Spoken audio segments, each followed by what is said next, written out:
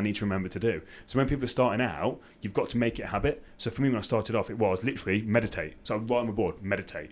I'd write on my board, gratitude journal. I'd write on my board, walking. Whatever it was, I'd write these things down. Now I don't need to because it is what it is. But then it builds up confidence. That's going to be my takeaway as well.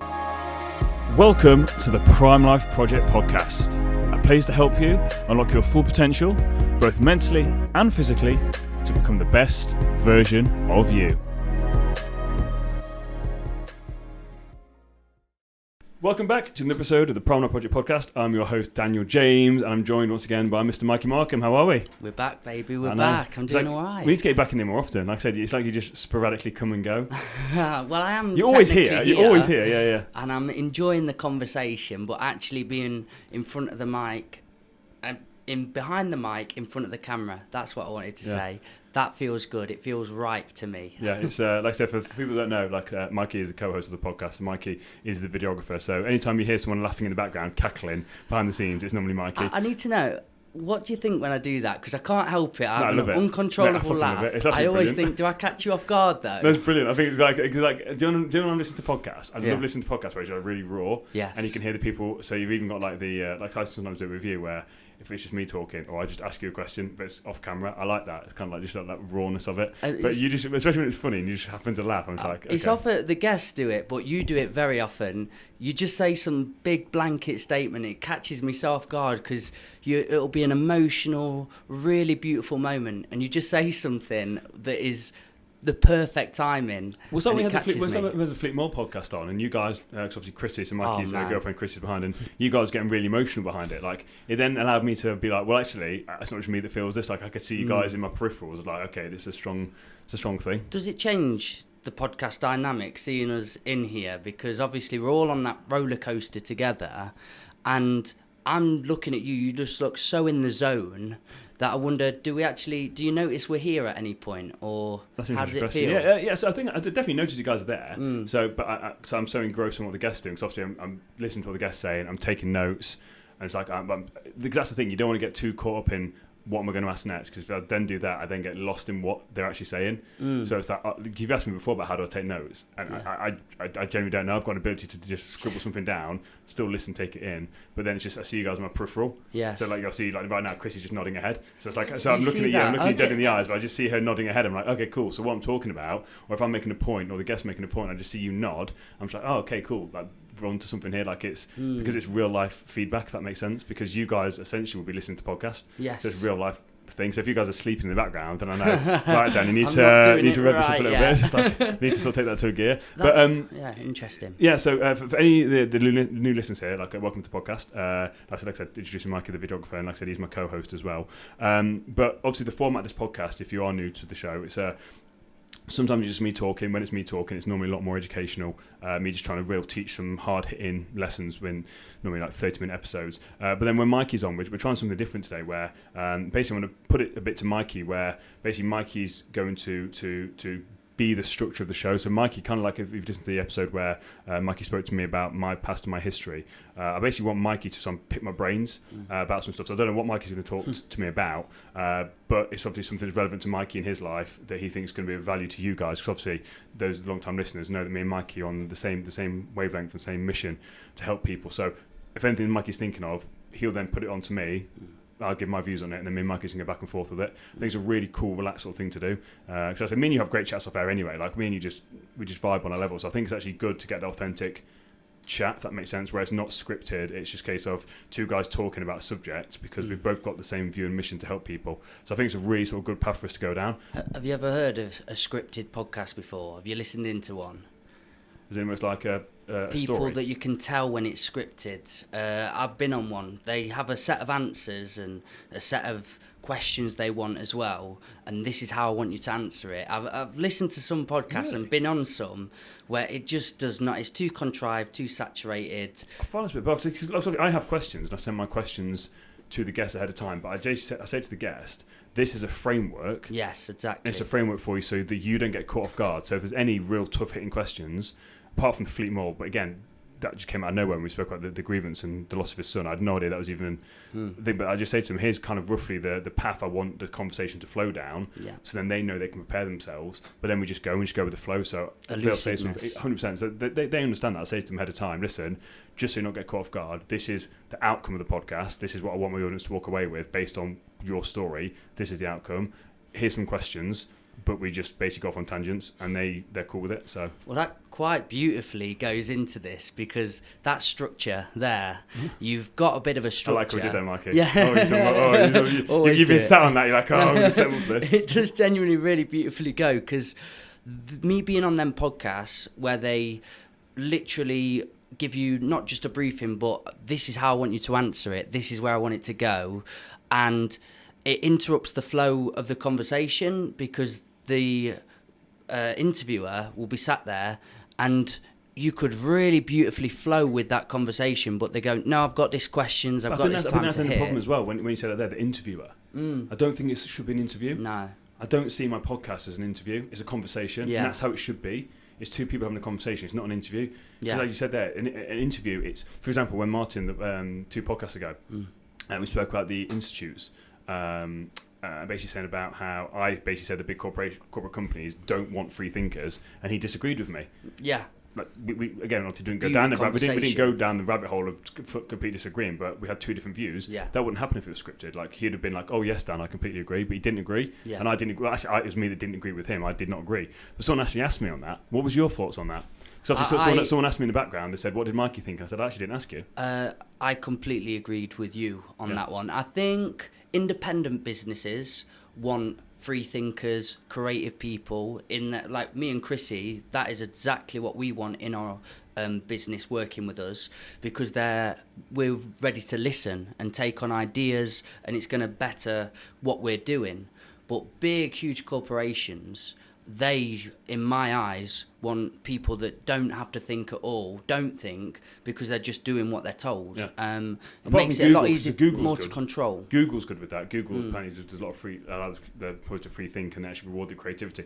But again, I would also say with some small companies, if you've got employees that are coming out with really good ideas, if the owner's got a big ego and wants to control, it's that fine nuance and that fine thing. I think for a company to have completely authentic, raw, unscripted, like, free thinkers, I think that's quite a hard thing for a company to accept.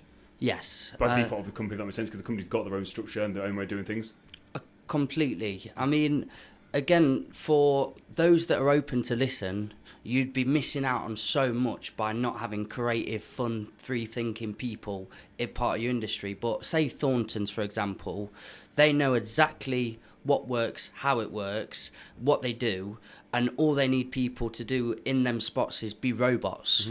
And or if you're going to come up with this, so within the context of that company, free thinkers of, actually, I think that if we add this to a chocolate, I don't know, like some mint to this chocolate, we can make mint chocolate, then they're like, oh, that's a great idea. But if you're going to be like, actually, I think we need to completely revamp how we make chocolate and actually move into sweets or something like that, because sweets are the way forward, chocolate's a dying industry, or what we need to do is become a real super premium brand, then it's like, you're stepping out of your box. You're thinking too much. Do you know what I mean? It's like, we just want you to come in and make some chocolate. If you've got a good idea about chocolate flavour, maybe we'll listen. But you're not smart enough to leave this to the big boys. You just make your chocolate and shut up, kind of thing.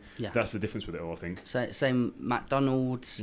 Again, a set standard of ideas. This is how we do it. You've got hierarchical positions. We don't need you to think now. We don't need you to be creative. We just need you to do. Keeps it very easy to manage. I think you asked me something about, you started off the conversation, we've gone from tangent already, about your structures.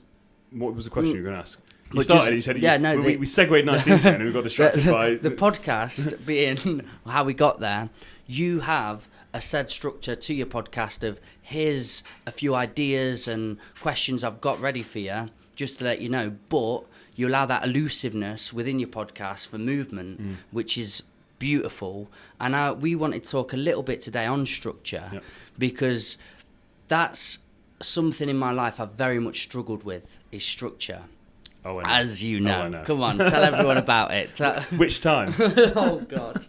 So the running joke, you know, sometimes on a podcast, when I say we've got technical issues, we've had technical difficulties for a podcast, 9 times out of 10, the technical issue is Mikey. Yeah.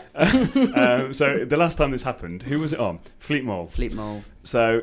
Ouch. So Dr. Here we Fleet Mole, the original time was meant to come on, so we basically ended up having to cancel the podcast, the initial podcast. But again, Mike, everything happened for a reason, and ended up being one of the best episodes I've ever done, so it happened for a reason. But at the time, essentially, long story short, Mikey arrived, and Mikey's the kind of guy that likes to leave. What was it, cameras, or was it batteries?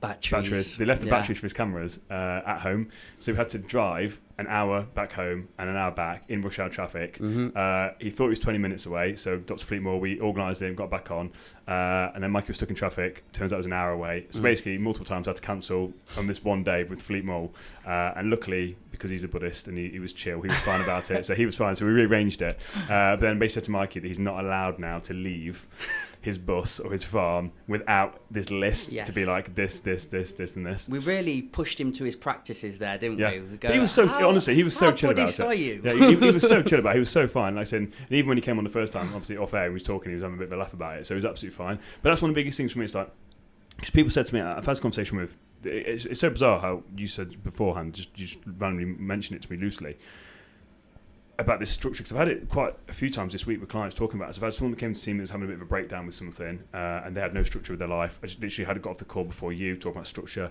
and it was one of the biggest things where people were saying to me, like, how do I do what I do? Because essentially I run 3 companies, and again, I've got people that are working for me, got a great team around me, but I've got to always manage things. So my thing is, it's having that structure and routine. So the thing for me is, it's what's the word? Where you get consistency, or no, where you get thought fatigue. Oh, I like there's a word for it. I can't think what it is, but basically, like where you have to keep thinking about things. Decision fatigue.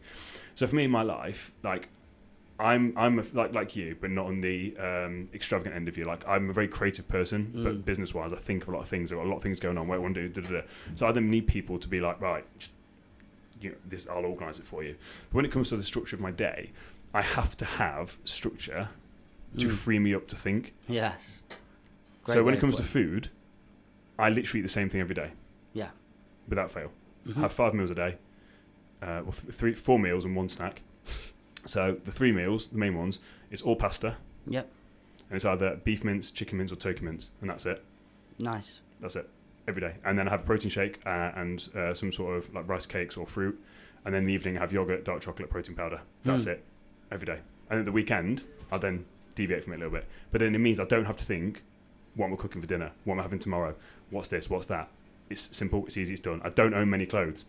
Got a select few pair of hoodies, select few pair of t-shirts, 2 pairs of trainers, black jogging bottoms. I don't deviate, because I mean I don't have to think. How long have you been doing that for? Since I sorted my fucking life out. Yeah, really. Yeah, genuinely. Since I sorted my life out properly. Did you hear that from somebody? Did you heard I've not heard it from somebody, but I heard it confirmed about 2 weeks ago. I heard it confirmed. Really? Got little Instagram reel things. Yeah. Excuse me, a successful person I listen to and follow, but says he does the same thing. He's a multimillionaire. He says, I don't want to think about that. I've got other things to think about. I don't want to worry about my time, about what shoes to wear, what belt to wear, what this, what that, what to cook, to eat. I don't care. It's just there. It's the same thing. And he basically turned around and said, I will eat the same thing every day for the rest of my life.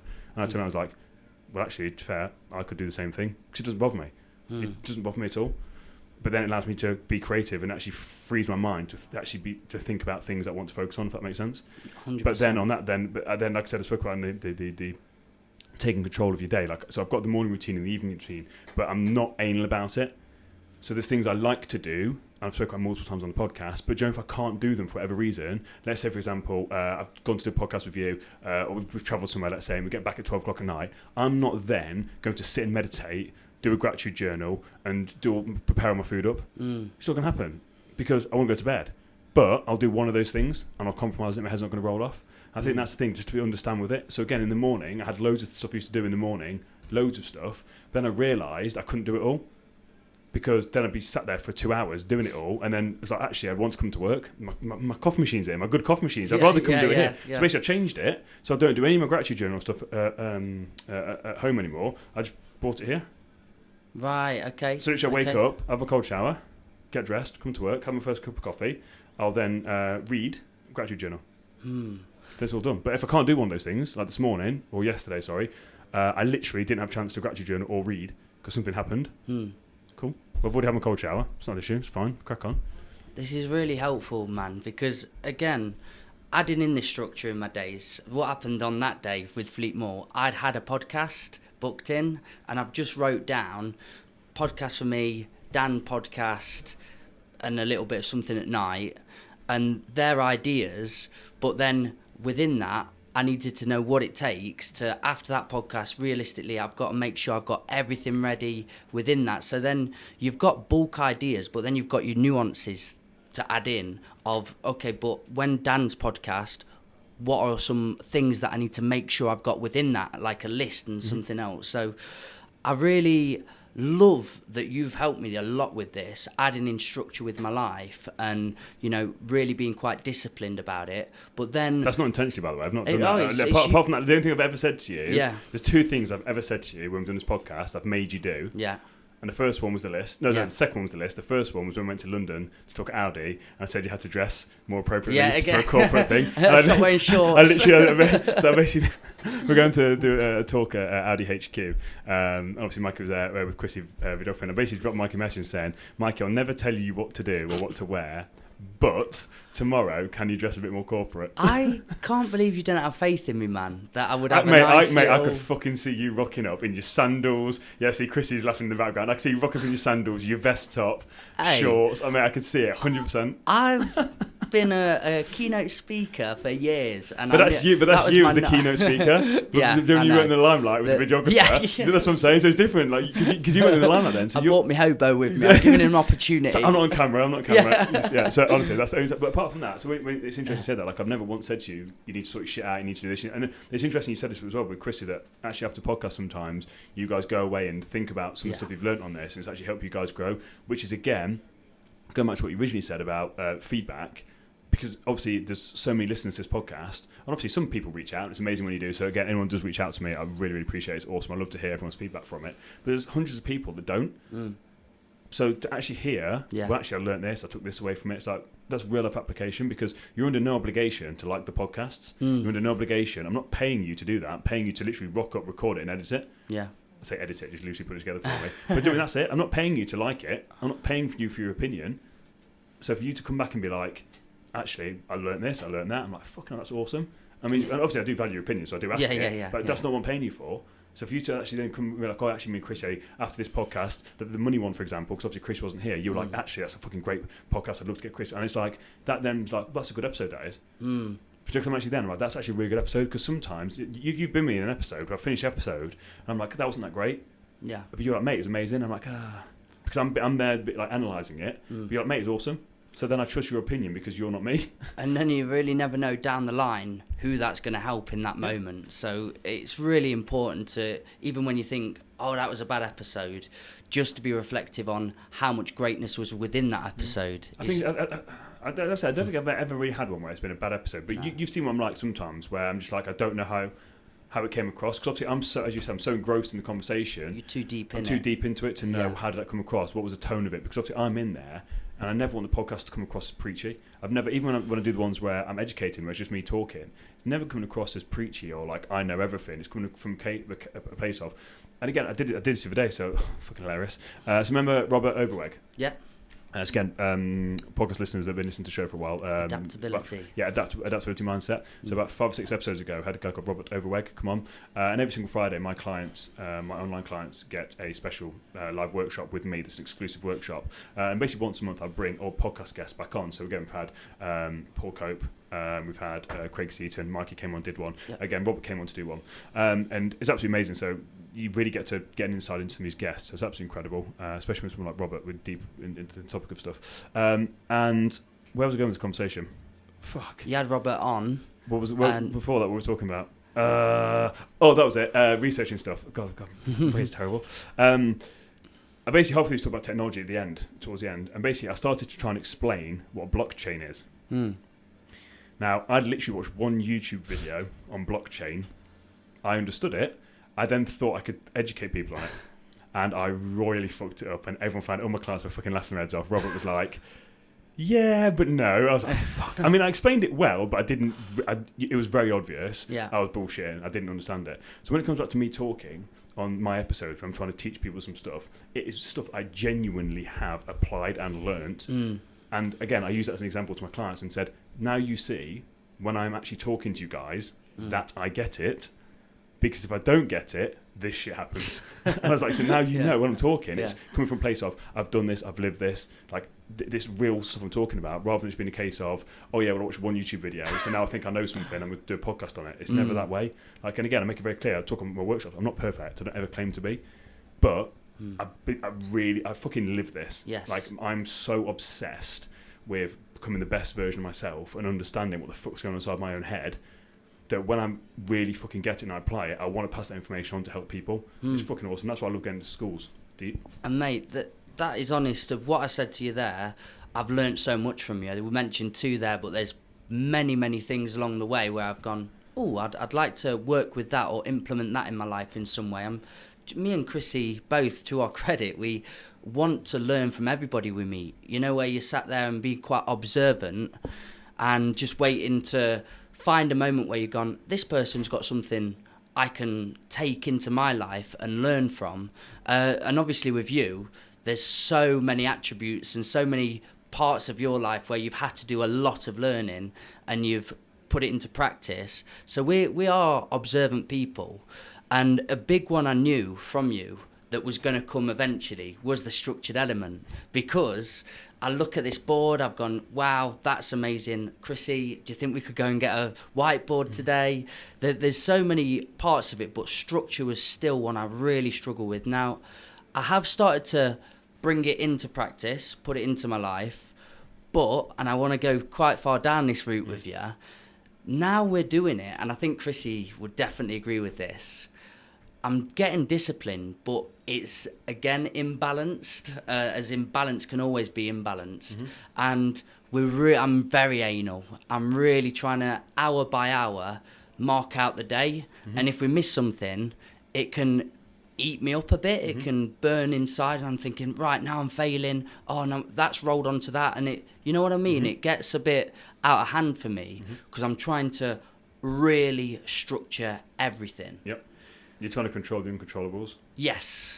Now, what do you feel to that? Have you dealt with clients with that similar case? And how do you truly implement structure into your life? So So I literally had that conversation earlier on today, twice actually on the conversation earlier on today about that. And the biggest thing is people trying to overcomplicate things massively. So again, going back to having this conversation with someone the other day, they came in, last bit of a struggle, and they're like, oh, I've got to do all these things, and they've got one thing to do. And their one job is one of my 3 jobs. So I turned around to them and said, how can I do 3 things and not stress, and you're doing one thing and your head's rolling off? I said, you're trying to do too much. I says, what do you do in the day? She explained it all to me. I said, you're going to spend all day doing that? She went, yeah. I says, how about you wake up in the morning, while you're making your breakfast, have a cup of coffee. I says, how are you feeling that morning? There you go, there's your Instagram post done. I said, you've done it all before you even had your fucking breakfast. I said, fucking hell. You're trying to spend all day creating stuff out of thin air. So you put unnecessary pressure on yourself. And that's what people do. They put unnecessary pressure on themselves and then they fail. So what they'll do is they'll set themselves a to-do list of 15 things to do today. And they get 5 done. Or even if it's 15, they get 14 done. They fail because they haven't done 15. How many things on that board? Top left. They're in purple. 3. Yeah. 3 things. 3 things. Yeah. Oh, literally, all I do is 3 things. Post, I've already done the emails. IG post, haven't posted it yet. Reply to so IG post, do my plans for the clients, email replies. Amazing. That's it. Yeah. So again, the top there today, but on top of that it says grab my business. So what today am I going to do to grow my business? Instagram posts, reply to emails, sort plans out. And those plans was 2 plans I had to do there. So again, big chunk of my day doing it, and then order some supplements if I've got time at the bottom. But literally do 3 things: make a list, do the list. That's literally what I say to my clients: make a list, do the list. Mate, make a list, do the list, and you don't overcomplicate. You do 3 things. Now, if I do those 3 things, which by the way, like I said, do the Instagram post. My Instagram post is done. I just haven't posted it yet. That's why it's not crossed off. Yeah. I've not replied to the emails yet, but I'm doing it after this. And then did the plans this morning. And then on top of that, I've had a team meeting today. I've had a client, done a team meeting, doing this podcast. I've done 3 calls. So I've still been productive, and I've still moved my business forward. Mate, I mean, are your weeks like your diet? And you're saying you've got your food plan there. Are your weeks pretty much in line, and then do the months become in line, and then you have bigger plans, next year plans? How do you channel all of that? Is it very bread and butter for you? Get deep here. So I'm very inherently lazy with this as well. So I'm not an inherently like productive person, but I've had to force myself to do it. And again, I still have days where I literally, so some days like today, this is a really light day for me. So as I said, like these 3 things, they're quite light things to do. Like write some plans. Like so I wrote 2 clients' plans today, Instagram post and email reply. It's quite a light day. Like some days it's like some deep. Like tomorrow, for example, I'm in a school all day and I've got to do a presentation. So my presentation for Friday, so I've got to create a presentation. So tomorrow, my day is going to be Instagram post and presentation. That's 2 things. So it seems like a very unproductive day, but that's going to be that presentation will take me 2 hours to do, and that's after the back of talking for 4 hours at this school. Got year 10, 11, 12 and 13. That's a very heavy day. But I'm not going to then say I'm going to do 15 things, because I'm never going to get it done. I've got 2 things, and it could even be, because I've got the day after, because we're recording this on a Wednesday, I've got Friday off. Actually tomorrow, it might be that one thing will be plan out the presentation. Yes. So I just do just an outline. So I don't even actually do it. And then Friday will be do the presentation. The problem is people try and put too much expectations on themselves, like they put pressure on. Like same with you there. Like we were saying about you try and structure your day completely. Yeah. Like you can't. So I've got no time frame on these. Yeah. I'm just looking at it. Like so obviously we've got podcasts. You look at your diary. It's like bam, podcast. But then you're looking at your day. So you look at your diary. So if you've got one big thing to do today, which is record a podcast, or even recording 2 podcasts, let's say, or even let's say next week where we've got a meeting, and then we're going to call 2 podcasts back to back. Is that then a smart day to be trying to fucking reorganise the bus? No. So your thing is like, right, post on social media, and I don't know, just send an email out or something like that. But cool, you've then done it. Job's good done. Because you've still had a productive day. You know what I mean? So it's understand you're looking at it and you're not setting unrealistic expectations for yourself when you've got a busy day. But then on top of that, it's then being flexible. So I would always over-egg how long it's going to take me to do some stuff. So I said that presentation, I can do it in 2 hours, but I'll book out 3. Because if I get it done in 2, I've then gained an hour back of my day. Whereas the problem is people underestimate how long it takes them to do it. So they'll be like, oh, it'll take me 2 hours. Yes, so they'll put in 2 hours, but it takes them 3. That's what I did with the batteries. Yeah, so there we go. But then, so then what you do is you automatically say your podcast, let's say normally, a podcast lasts an hour, but then you book in 2 hours because you like to talk. So you know that you like to talk, so it's unrealistic for you to be like, oh yeah, in an hour and a half, my guest's going to arrive, I'm going to record a podcast, I'm going to leave. That's unrealistic for you. I would say for you, it's a 2.5 hour thing because you talk so much. And that's nothing bad, but you're a talkative person, you like to talk. So for you, when you're then organising a podcast for yourself, have a look how long it actually takes you from the person leaving to when they leave. It's probably about 2.5 hours, even 3 hours, because you talk so much and you're such a talkative, nice person, and your podcasts are long episodes as well. So then you then saying, oh, it's going to take me 2 hours, you're then going to fuck yourself up. Chris is then going to get mad at you because you're just like, well, you said it'd be 2 hours. Yeah. Never was going to be 2 hours. But then you can say to Chrissy, listen, it's going to take me 4 hours. Then she knows she's not going to get mad at you. You've got no pressure on yourself because you're getting yourself 4 hours. Then you're doing it 2.5 hours and you just gain 2 hours and Chrissy's happy days because you're free. So that's what I always do. I always over-egg it, how long it's going to take. Like when we went to London, I said to you, we're going to leave at this time in the morning. Because it gave us more time. Yeah. So I'd rather always over-egg things. So it's just being tangible within your days, isn't it? And then you have to be sorry, honest with yourself. Yeah, be honest with yourself. Be honest with yourself and don't give yourself more credit than it's worth. Because I said if you do it in a quicker time, awesome. But don't try and force it because then your quality of work, you're going to rush it as well. And then you said about the structures again there on the right hand side of my board. I basically got Monday, Tuesday, Wednesday, Thursday, Friday, Saturday, Sunday. So basically when I trained, obviously my shoulder's bad. So I've got my training day structure, so I know what days I'm training on. I've then got my big things in blue. So on Monday and Tuesday I do my check-ins. On Wednesday evenings to tonight, I've got a live Q&A. So these are my non-negotiables that happen every single week, whether I like it or not. So Monday, Tuesday, check-in, live Q&A on Wednesday, my workshop planning's on Thursday evening, and then my live workshops on a Friday, and then Sunday, I upload the podcast. Yes. Obviously, sometimes that comes to on a Monday, or don't send everything. But then on top of that, my social media posts, so then underneath it, I've got all my social media stuff. So I know each day what kind of social media stuff I'm going to post. Again, don't have to think about it, it's there. And then below that is the things for the week that are specific. So yesterday I had to watch a video, and on Thursday I'm at that school. So each week I was looking at the start of the week, what I've got on for the week, and then bam, so they're there right now. If I'm saying on Thursday, actually, is Thursday a good day for me to do loads of stuff? No, because I'm at school. Is Tuesday a day for me to do loads of stuff? No, because actually I've got to watch this video, and it's a check-in day. So it's understanding, I plan it out, and I look at it, and then I can be quite fluid with what I do. Yes. Do you rather than every day having to do these 10 things. When you work with clients and you used to have a non-negotiable of you must read this book. I've got it there, non-negotiable. T-shirt, there you go. Available at Prime Life Project website. Keep plugging, baby. Is another non-negotiable for you get a whiteboard? No.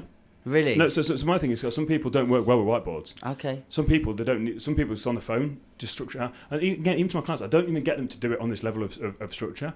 Again, I want them to do what works for them. Yes. But the biggest thing is understanding you've got to know what works for you.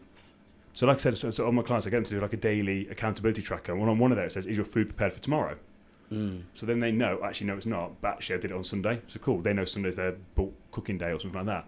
But it's just having those non-negotiables every single day that you're just doing that set you up right. So again, just doing your gratitude journaling. So 2 non-negotiables from things they've got to do is they've got a gratitude journal, they've got to read every day.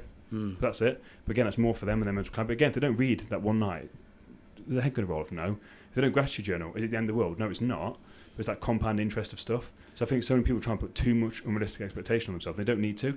It's just small things over time build up. Has this structured plan, how you've got it now, been a gradual build? You know, when you're at the lowest of lows and you start to progress and come out of it, when you're building structure into your life, was it very gradual? Like, okay, tomorrow you've got the food thing and you're going to say one thing that you're going to do and build it over time. So talking about for like people who've got like in a bad mental headspace. Very low, So honestly, make your bed.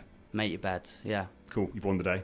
Because I spoke about this before. You hear me talk about it on the talk. Win the day, win the week. Yeah. Win the week, win the month, win the month, win the year. That's how you do it. So you're asking me, are my months planned? My months aren't planned. Right, I've got someone now that works for me that basically organises that shit for me. So again, I've got loads of stuff coming next year. Yeah. That's all taken care of in the background. So I've plonked my ideas out. That's then been structured for me.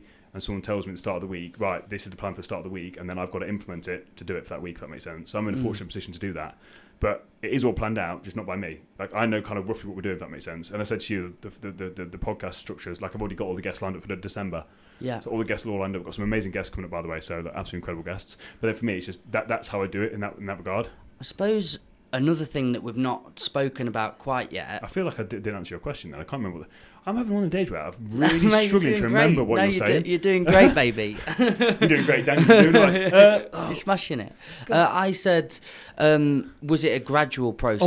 Oh, yes. That was it. Fucking hell, mate. I'm so glad. Yeah, it's one of the days where I'm glad you're here because it's been on everywhere. So with that, it's just win the day by doing something like make the bed. Yeah. And then make the bed. Cool. Drink a pint of water. So my 2 things when I wake up: and make the bed, drink a pint of water. But again, I don't have that on my to-do list anymore because it's second nature. I don't have reading on my list because it's second nature. Yes. It's not a thing I need to remember to do. So when people are starting out, you've got to make it a habit. So for me, when I started off, it was literally meditate. So I'd write on my board, meditate. I'd write on my board, gratitude journal. I'd write on my board, walking. Whatever it was, I'd write these things down. Now I don't need to because it is what it is. But then it builds up confidence.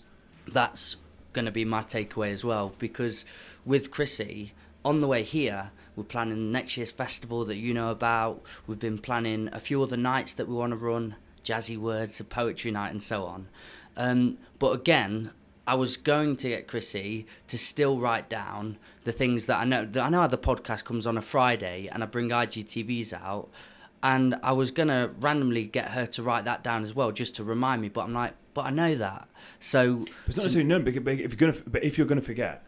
I won't forget the podcast though. I know it's a Friday. Cool, if a podcast doesn't come out, that's just wouldn't make any sense to me. So I don't need to write it down, and that will clog up the folder that we've got together for unnecessary stuff. So what you just said then is amazing. I genuinely will take that away because I do just write stuff down that's obsolete and not needed because it's in here. So that again on the to-do list, like people write down three things you're going to do today to win the day. Yeah. And people write, I'll do the washing.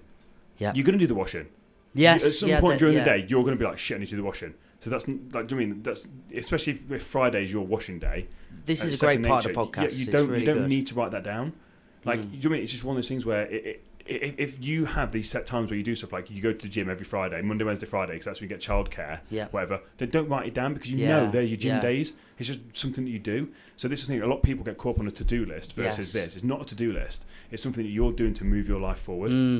Not a day-to-day thing of cook my kid food. Well, you're going to do that anyway. You've got a child. You're going to cook. Don't write down. Make baby food. You're going to do that. It's silly. It's things that actually you need to implement and make second nature. And then over time, what happens is you then push that down, and it becomes a habit, and then it goes into the subconscious, and it just happens automatically. When it comes automatically, you can then free yourself up to add something else in, and if that's what you're doing. You're slowly just pushing it down. But you will probably have to do it for a good month, 2 months.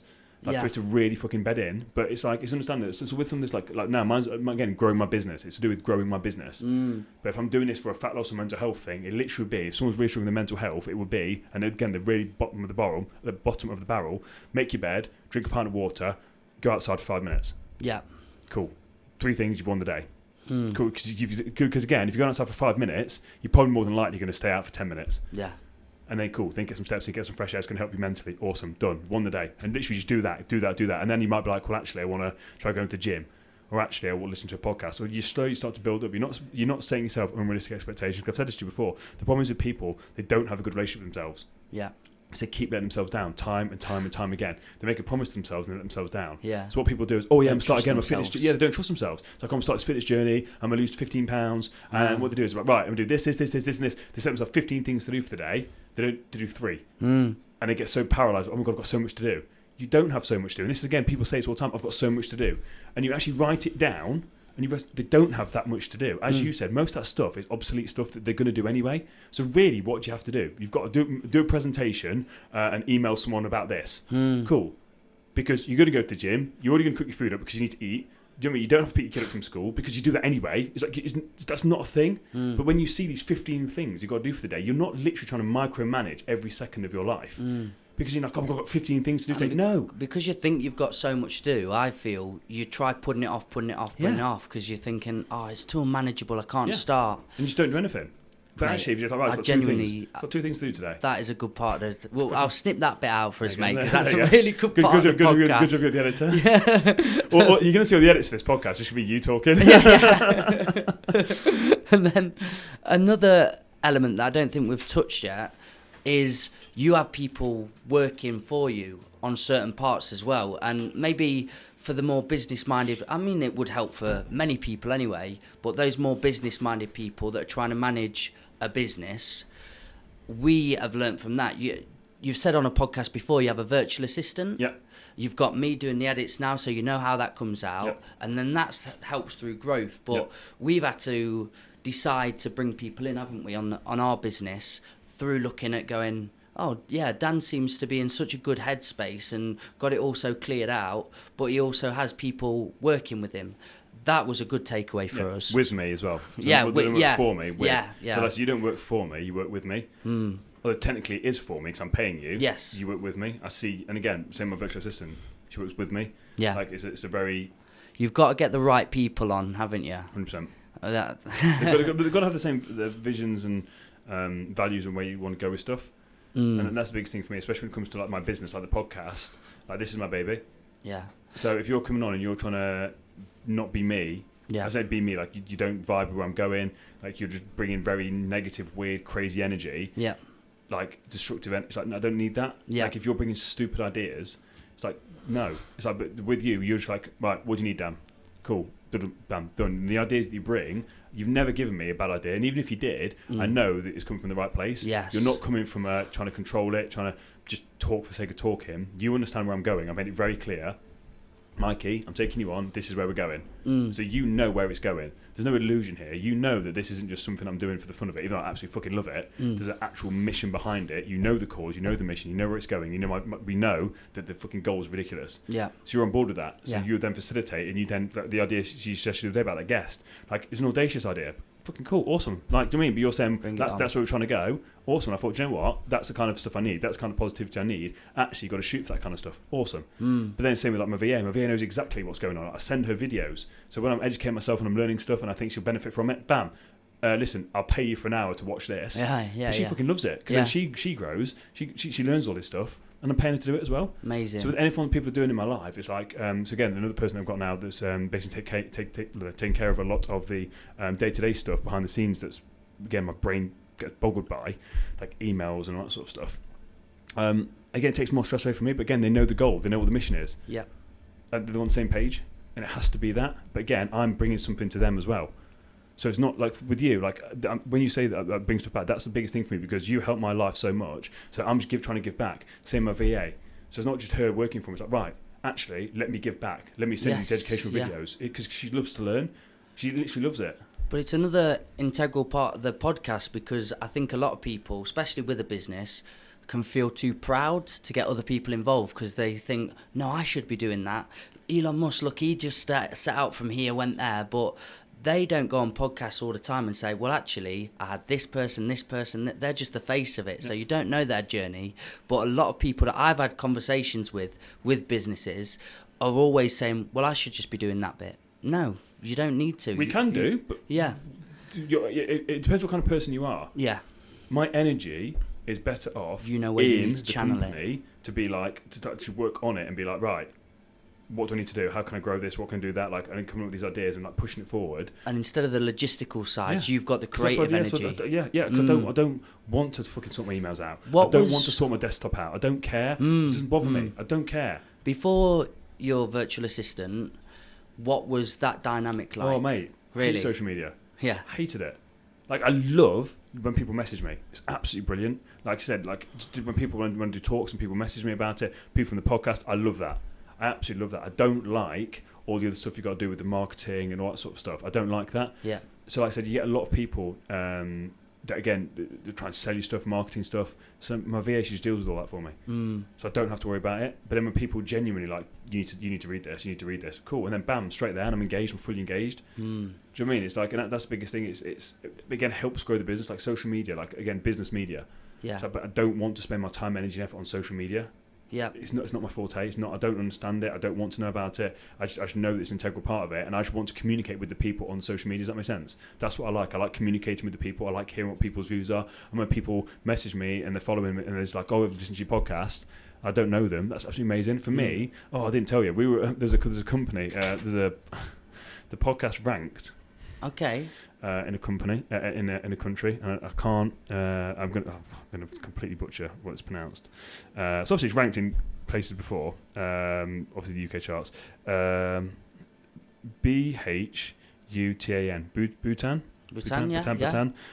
We are ranked 44th in their education on Apple Podcast. Come on, and we're ranked 21st in self-improvement. Matey. So there you go. So we're getting there. So all the people in Bhutan that are listening, big up. Come on, Bhutan. So yeah, there you go. That's that was pretty cool. So that's awesome. Obviously, I know that's not like, and sometimes like we do in like Dubai charts and stuff like that. So I don't normally tend to check. That's made my day, mate. I'm sat here going, right. I don't tend to check. There's a statue of us in Bhutan. I don't tend to check the charts or anything like that. But it's happened to pop up on a Monday, and I'm just like, I'll have a look. And I thought, that's interesting. Mate, it's helpful with it. Could we go just a little bit further into the social media management and things and the scheduling? Because I'd just like to add in this for our business. I use Creator Studio, which I told you about, but it's genuinely taken so much stress away. And that is because there's one Sunday of the month, I sit there and I put in all our posts for the Old Farm Bus. And like on the weekend, I went away to Exeter, I've seen everybody, and I've got people coming up to me going, dude, how do you live with Chrissy, live your life with your baby, and you're so busy doing that? And I've created a perception where I look, I'm always busy movement, but it's just because of scheduler being able to put it all out there. And I've told you about this thing. I do post and ghost now, so I'm away from it all. I don't have to think about it anymore. But that's because of the one Sunday of the month that I put it all up. Yep. Your VA do most of that, or do you do a similar thing? So I write all the posts. So my VA doesn't do any of the posts. Okay. So all the posts are me, but literally I create it and I post it. So I don't have a structure. I don't post at a certain time. I just literally create the post the post. Yeah. Done. Okay. So I do all the captions. I do everything. So she's in charge of behind the scenes stuff. I've just got so many friends at the minute, again, with independent or small businesses, and that is one of the biggest conversations they have, is how do you manicure your social media? How do you keep away from it as well? Because you want to be involved with everybody, like you were just saying. And honestly, it's just such a constant theme. I'm really struggling with family time, my time, and social media time. So this is one of the biggest things when it comes to the business side of stuff. Again, it's all, if they can afford to get a virtual assistant, I say get a virtual assistant, because it basically takes all that hassle away from you. You don't have to worry about it. But if you can't afford a virtual assistant, completely understand that. But then it's understanding that if you're trying to grow your business, suck it up. Yeah. and I mean that in the nicest respectful way possible, if your business requires social media, if it requires social media to grow, which I think most businesses do now, your family should understand, your partner should understand, because you're trying to grow this company, this business that's going to help support your family, your partner, whatever it is. So it just is what it is. You have to build, and again, if you can't afford a VA, that should be your first thing. Like, 'cause again, I've learned this as well, that the biggest thing is what you're doing is you're hiring to grow the business. So the first thing you're doing is, if you're a sole trader and you're working by yourself, when you get to a certain level, you're not buying yourself a Ferrari, Lamborghini, going on holidays. You reinvest that and you pay that for a VA, because then that person will then make you money. Makes sense? Completely. And then you then build it up, and then you get yourself a videographer. Cool, because then that saves me time, and again makes me money, because then what you're doing is you're posting great content out there, so then it gives me more content to post. Again, this podcast, and it's like, okay, cool, from there. Then you get a marketing manager. I obviously don't have one of them, but then you just take these next steps, but then you're hiring to make money. These people are bringing stuff to your business, but then it takes it away from you. Does that make sense? And you just keep going, you keep going, you keep going. And how far in the future have you planned for that? Because that's... next year I'll be hiring more people. So really? Let's say we've got that big event we've got coming next year. And again, I've worked out the potential, how much money potentially that'll make. That's going straight into hiring someone. So I won't see a single penny of that. And everyone keeps saying to me, "Oh no, you want to keep some for yourself?" No, I don't. No, I don't. I'm not doing it for that reason. Like, the events can be absolutely awesome. Again, you'll hear more about it on the podcast further on down the line. But the events can be absolutely amazing. We've got some amazing speakers coming in. It's going to be an absolutely amazing day, an amazing event. But the reason for that is that that's going to go into then hiring someone for the company. So, and that then helps grow the company again. And that's how it works. So it's always, for me, that's the difference. Like, people like to have a business and do X, Y, and Z, but then they'll spend all the money. It's like, you're missing the point of business. You're meant to reinvest back into business. If you generally care about seeing the business grow, like, I don't spend money on clothes. Literally, my things are from Primark. Like, my shoes are £40. Do you know what I mean? Like, I've got my watch free, my phone. Like, it's like, I don't. Do you know what I mean? I don't care about that stuff. Yeah. It's like, everything is, how can I grow the business? Because again, very telling. Because the business is trying to help people. Yeah. That's my mission. The mission. It's all about the mission. So it's not about that. It's not about this podcast becoming viral or anything like that. It's about helping people. And that's why, again, I've got you here, because then some people like to visually watch it. Cool. You help more people who's visually watched. So by me taking you on, it then helps more people. That's the mission. I think that is really cool what you've said there, with having a future in mind, future plans. You know exactly where the business is going, and people, what it takes to make a good and successful business in mind. And then you've got sort of an order in which I need to employ them then, and then I'll let that go on a bit, see how well that goes, and then employ them. But you're not living in that future, but you have it planned. And that's such a powerful part of... And I've got no idea what's going to happen. Yeah. Because again, that whole event I've got planned for next year, COVID could happen, or something weird stuff could happen like that, and it doesn't go ahead. Yeah. Okay, so I just know it's going to happen. I'm not beating myself up. Yes, all I'm doing is controlling the controllables. That's what I say to my clients. What can I control? Yeah. I can control coming in every single day, making my list and doing my list. That is it. That's all I can control. I can't control anything else.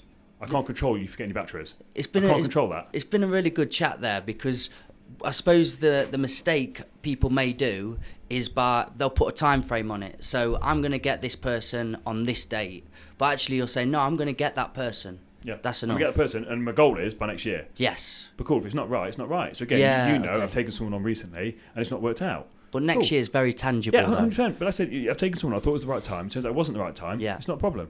It's not the end of the world. But that's the whole point of it. It's like, you're not so fixated on this is how it's got to be, and if it doesn't work out, I'm a failure. Because the whole point is you're doing stuff. And again, I literally say this in schools all the time. It's impossible to fail if you're learning from it, because the failure becomes a lesson.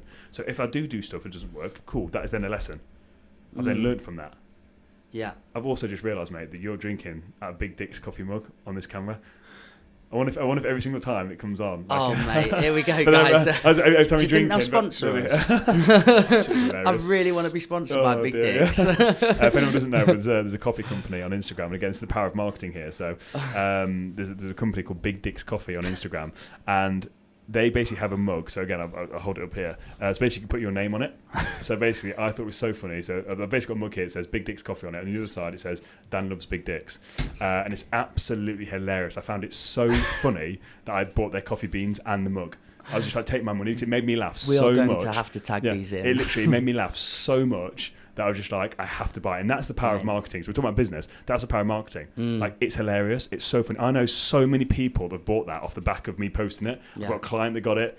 So my client got it for her partner, then he bought the same one back for her. So but again, blossoming big dicks. But that's what it is. But they're so honestly. But again, big dick. Clearly, the guy on the thing is called Dick. Yep. So we're just assuming that it's rude. Richard. But then again, Dan love big dicks. Again, fact, I love big dicks coffee. But it's so. I'm like, it's so fucking funny. Bits of genius. Yeah, but that's what it is. But it's little things like that. It's smart. It's so smart business. And so it's little things like that business. It helps. I know we went on a massive tangent there. It made me laugh. I just saw you bring it to your lips, and I thought, someone's going to notice that you're drinking out of that, and I'm going to get a message. Dick. So I thought, right, there you go. I've got again side now because feel we've smashed into structure. Yeah.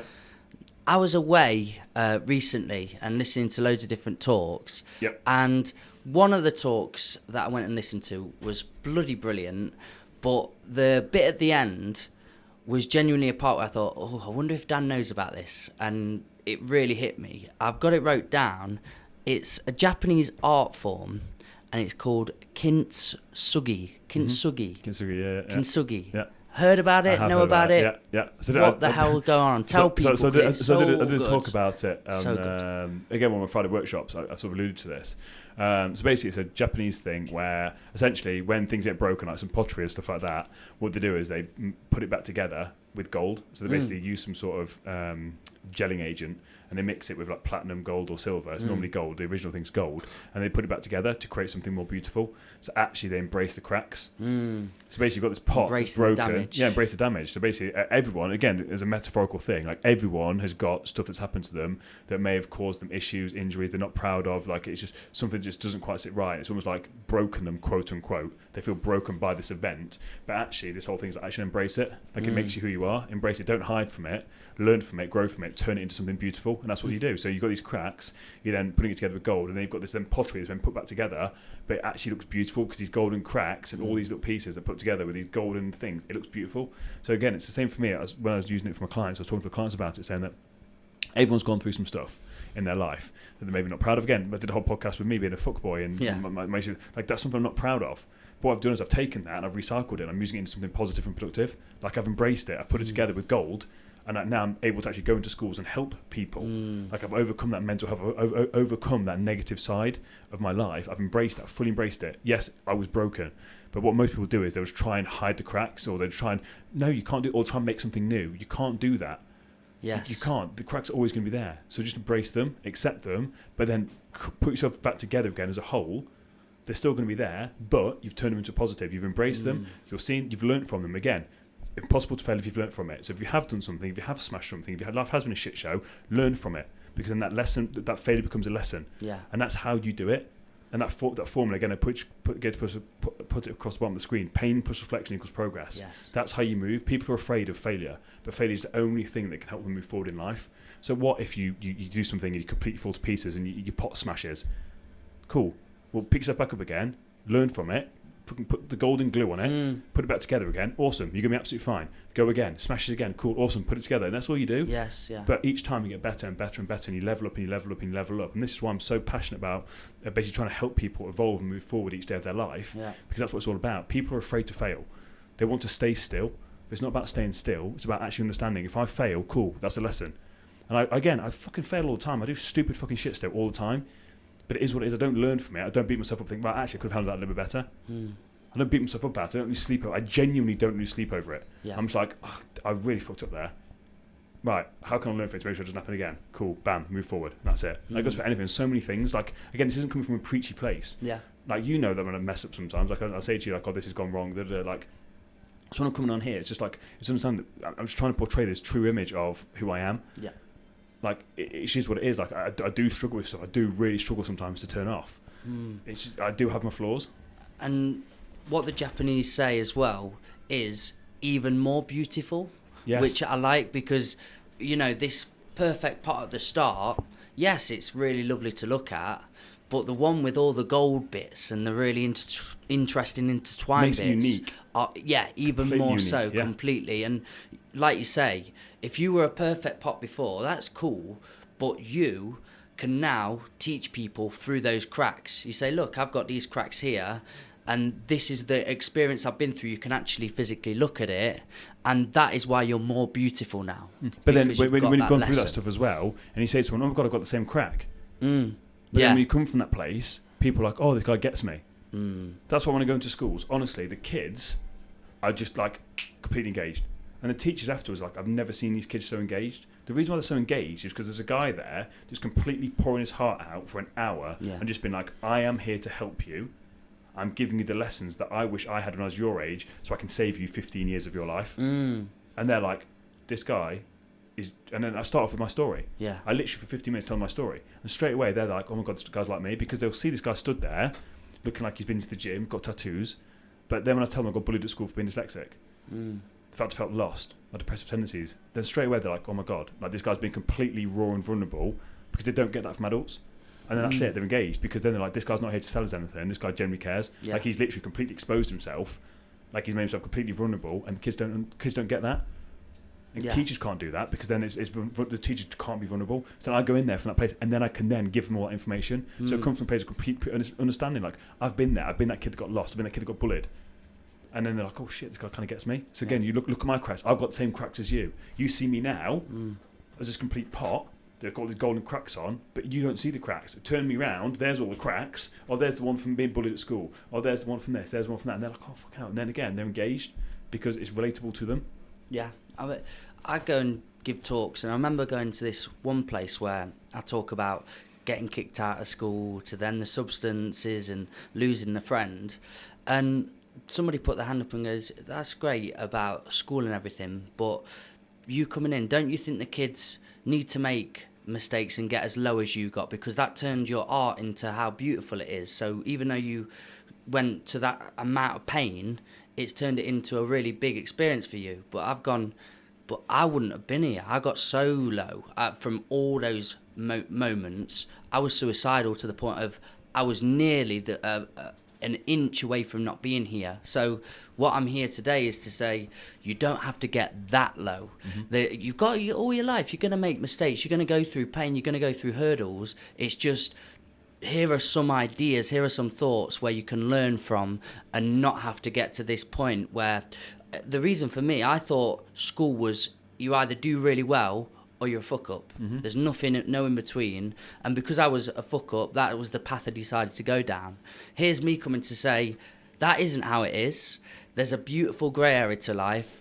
Go through your life, make your mistakes, have some cracks, but no, there's always a way of going up from there. Do you know what I mean? This guy was saying, yeah, it's good you coming in and all that, but don't you think the kids have...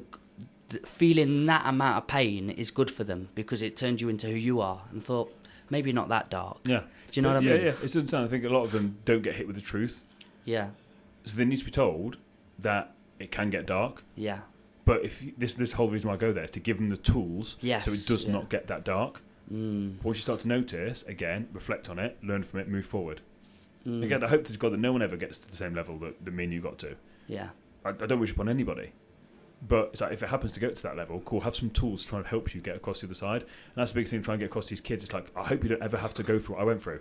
I hope you don't. But if you do, or you're anywhere near that, or if you're there right now struggling, cool, here's what you do. Yes. I think on these podcasts that we do together, another small element that we could just implement in is, have you had any recent learnings, discoveries that you're helping people with, that you've been reading a book and thought, oh, hello, Paul Cope moment. Oh, God. Now you completely put me on the spot with this one. What's something I've learned? I do that. It's what I say to my guests, isn't it? Obviously, by giving a heads up about something that they learned. What is something I've learned recently? Yeah, well, do you remember we went to record those videos, didn't we? So that was a big thing for me, actually. Oh, when we recorded those videos. Yeah, that's a good point. So basically, for my clients, when they sign up with me, they get a 12-week educational video series, where basically once a week for 12 weeks they get a 30-minute video sent to them, one video a week that's 30 minutes that basically educates them on the fundamental basics of mental health, mindset, nutrition and training. So again, it's not my opinion, it's just factual things that basically help people. And then my Friday lives basically take it to a deeper level and deeper understanding. So basically these were recorded during lockdown. So basically said to Mikey, right, actually I want to basically make these look more professional now. So I basically thought, because obviously we've done loads of videos before, and normally I'm big-headed, I smash them first time, don't I? I'm very comfortable, confident in front of the camera. I've got no issues talking in front of the camera. I know my content. And again, these 12-week educational videos, I've put them together. It's my content. Like, I know it. So basically, I thought, I don't need to do anything here. I'm just going to rock up, load the presentation up. I'm going to crack on with it. It was a very humbling moment for me to realise that I wasn't as good as I thought I was. And actually, do you know what I mean? It genuinely was really humbling for me to be like, no, you're never going to be better than life. Like, you can't. You've not looked at these things for a year. What makes you think that you can go back to his presentation after a year of not seeing it and just smash it out of the ballpark? So for me, I just got my biggest thing is like becoming lazy and complacent. I got very lazy and very complacent. So for me, that's a big wake-up call to be like, don't do that. Yes. Do it properly. And that's what I always do. I never half-ass researching guests. I never half-ass anything. And that was a big thing for me because I thought, it's all right. I know this content. I did know it. I still know it. I just need to refresh it. Yeah. Do you know what I mean? I just need to have a quick look because at the end we recorded it and I just wasn't happy with it. Obviously, you still do the edits for me to see what I actually think of it. But my gut feeling was it wasn't me. I wasn't my true authentic self when I was flowing with it. And the reason was because I've progressed, and this is the real reason. I've progressed so much in the last year. How I present now is different. So how I present now, because I know the content's so good, that basically what happens is when I present at schools or anything like that, I have a picture or a phrase or a word, sparks my memory, off I go. Those presentations were designed to be read. Yeah. Behind my computer screen, looking at all the notes. Yeah. And that's what threw me off. Because it wasn't designed for me to do how I talk now. So it was one of those moments where I was just like, actually, it was nice because I progressed, but it was a massive learning thing for me to be like, don't think you're better. Don't think that somehow you can cheat the system. Because you can't do it. No one can do that. You, again, with your poetry, if I said to you, Mikey, your first poem, or maybe your first one, like a poem you wrote a year ago, you wouldn't be able to recite it off the top of your head. You'd have to look at it and be like, oh, yeah, right, yes, I remember it. You know, you quick look over it. You probably spend an hour, maybe, depending on the content and when you're talking. If you're just talking to me, just read it. But let's say you're going into a school to talk about it, you probably spend a good couple of hours just rehearsing it, just going over it, just because it's your poem, you wrote it, it's your content. You get the flow, feel how it is, and you'd be absolutely fine with it. Yeah. Everyone would do it. Again, same with a singer. Like, there's no way that a band that hasn't played a song for a year is just going to just pick up the thing and just be like, right, we're going to do a live performance tomorrow. No practice, no rehearsal, we're just going to go straight for it. It just doesn't happen. But there's me thinking, oh no, I'm too good for that now. No, so that was a big thing. And again, because every time we do the videos, I just smash them out, because now I'm doing these workshops and doing these lives and going to schools, there's me thinking, oh, I'm too good for it. No. Complacent. Complete complacency. So for me, it's a big eye-opener. You saw how upset I was with myself. Yes. And I was genuinely distraught by it. But on the thing, I then reflected on it. So it's now not an issue. Again, pain plus reflection equals progress. I know exactly what I did, and I will not be doing that again. So the next time we're recording those videos, that will not be a thing. I was just going to say that a really good thing that you didn't do there as well was just go, well, I'm just shit at this now. A lot of people would. Do you know what I mean? They'll fail at it and gone, oh, this really isn't me, and just back off it. But you have had time to sit there and go, no, Dan, all you did was not think about it. You've not thought about the process it takes. You've not read it back. This is just a mistake. It's not you're shit at it. It's just you know the process that it takes. And I really admire that. That's a good attitude. But it annoyed me. You saw how frustrated it was. It really annoyed me. But I was just frustrated myself. That's the learning experience. Yeah, but feeling shit is part of the learning experience. Yeah, 100%. And straight away I was like, because again, I was like, I wasted your time. So again, maybe you can salvage some stuff from it. Hey, maybe mate, you can, we maybe got you a good can't. thing out of it, Yeah, we did in the end. And again, that promo video. So again, if you've not subscribed to the YouTube channel, make sure you do subscribe to the YouTube channel as well. Not just so you don't miss any of these live videos, but also me and Mikey have got a side project that we've got coming along. So Mike, I'll get you to ping it actually to come across the bottom so people can click on the link so they can look at it. Me and Mikey did a bit of we're doing like a mental health awareness video series. Just a real small thing. So if you don't follow me on social media, you wouldn't have seen it, but it'll be on the YouTube video. We're doing once a month. So I say it's just little stuff there that's basically me just talking about my real raw honest experience. Again, only a minute and a half, but like I said, it's something deep there. So that's what came out of it in the end. Something amazing did come out of it, but the whole purpose I brought you there was to record those videos, and it was a massive failure. It was a failure, complete failure, it was a complete fuck up, but it wasn't because I've learned from it, so it's then a lesson. Yes. So straight away, so again, all this stuff I'm talking about, I apply it to myself. So again, I didn't beat myself, it was what it was. Just linking that all back round to structure as well. We're added in something new to the Prime Life project there, but because we've been doing this, I've been your videographer for 4 or 5 months. And we've been... June, I think it was near my birthday, June the 9th. Yeah. But I think you said nicely, you know, we've got into a structure now. It's been going really well. We know how we operate. We know how we work.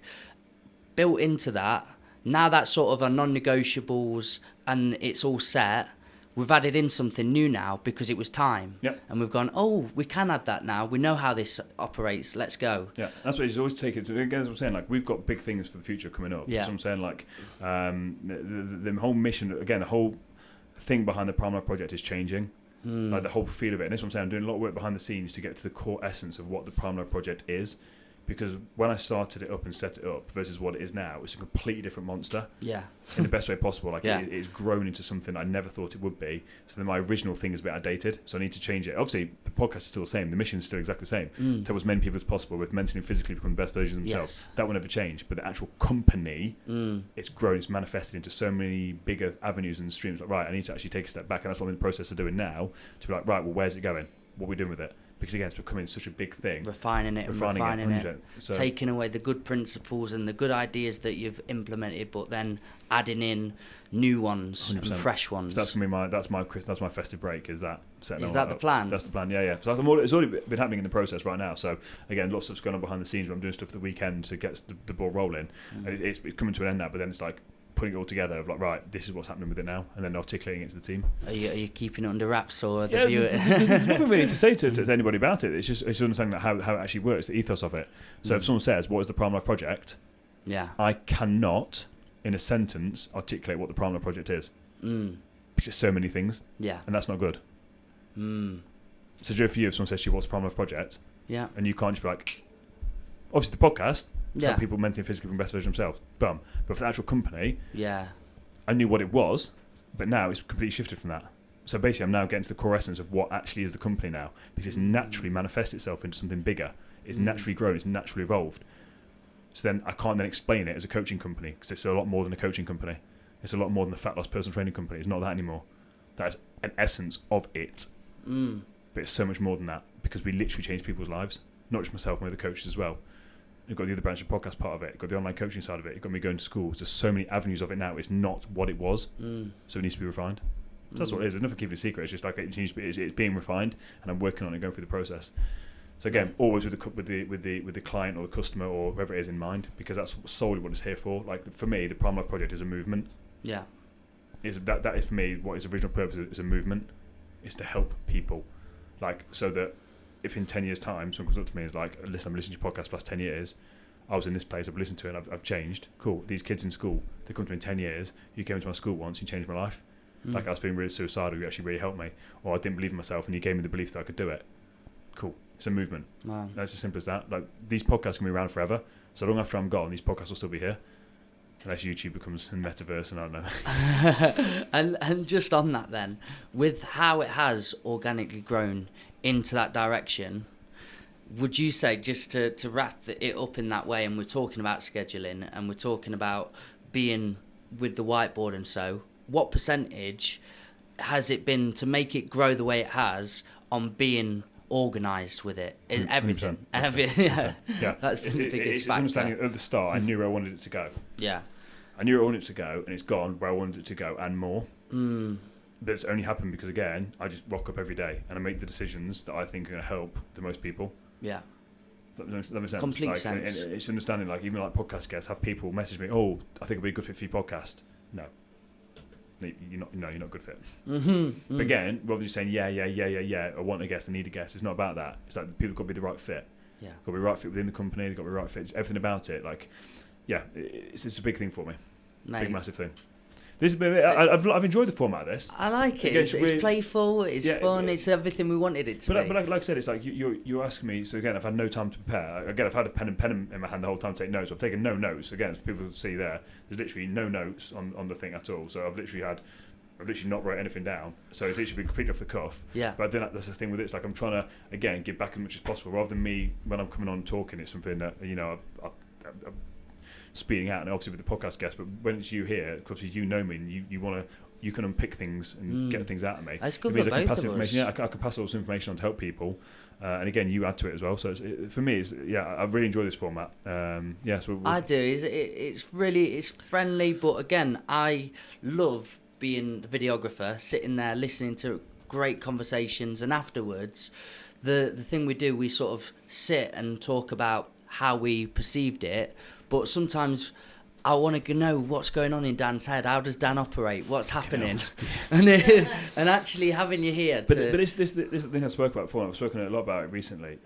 Is that what goes on inside my head? I find it very hard to articulate that to people. Yeah. That's one of the biggest things, and that's why, again, having people around me that do get it. And there's only a certain few people I've met in my life that have been able to understand what goes on inside my head. And it sounds really bizarre and weird. It's nothing like crazy. It's just like my brain works a million miles an hour, and you've got to be able to read. Like, you've got to know me to understand where my brain is going, if that makes sense. Because otherwise it would make no sense to be out of context and bits would be missing. Yeah. People do it. I talked to a client about this the other day because they didn't quite understand. Because I've said this a few times, and she didn't understand what I meant, and I still can't really articulate it. But it's like, what goes on inside myself, I keep it to myself, kind of things. Like, but I then let you know what you need to know. It's only real, like, it's just like I just let people know what's going. It's only really me that sort of knows what's mate, well, I suppose that's the case for everyone, isn't it? Truthfully, you can articulate it to. But that's why that's what this new project that we're doing, where I can actually write my feelings. So the one about crying. Yes. Like, that was literally like inside my head. But then obviously people can relate to that. But that's just one instance when I was feeling that emotion. But yeah, I'm looking forward to that. Seeing what the next occurrences are and what you've been writing. It's gonna be a natural flow. So so powerful. Again, is that sort of what we've discussed on the podcast before of free writing? Is that pretty much how it comes out for you? Is it a free write, or are you very particular on the sentence and how it's laid out? Oh no, that's anything I write like that, I don't think too much about it. Just go. I just go. I'm not because you're a poet, so you like to get things to fit a certain thing. I just fucking write. Yeah, no, that's brilliant. Because again, it's so interchangeable how when I'm writing, because sometimes I'm just so passionate. Chrissy today nearly had to stop me because a song came on. So inspired. We're doing a workout where you're timed. I've gone, no, I need to stop a minute and start writing stuff down. But that's a free flow state. That's just gone. But then other times I'll get a sentence in my head and I think, oh, that there's something there, but I need to really refine them words and how it's going to sort of flow so it sounds right. Yeah. So it's all a process, isn't it? It's different for everybody. Any final words? Today, I just want to say thank you for having me. You're an absolute legend. It's always a pleasure. And again, don't forget to, where can we find you on social media? Rhythmical Mike or the Old Farm Bus. Awesome. And again, you can give me a follow, Daniel_James_Fitness. Again, if you took any value from today's episode, don't forget to like and share it with a friend. If you're on Apple Podcast, again, do us a favour, leave us a 5-star review. It helps us get the message out there to help as many people as possible. You guys have been absolutely incredible at that. And again, as I said earlier on in the podcast, when you guys do drop me a message, I genuinely, it means a lot to me to hear what you guys take from the episodes, whether it's with myself, with Mikey, or any of my guests. It generally does mean the world to me. So thank you very much, Mikey. Take care. Big love, my man.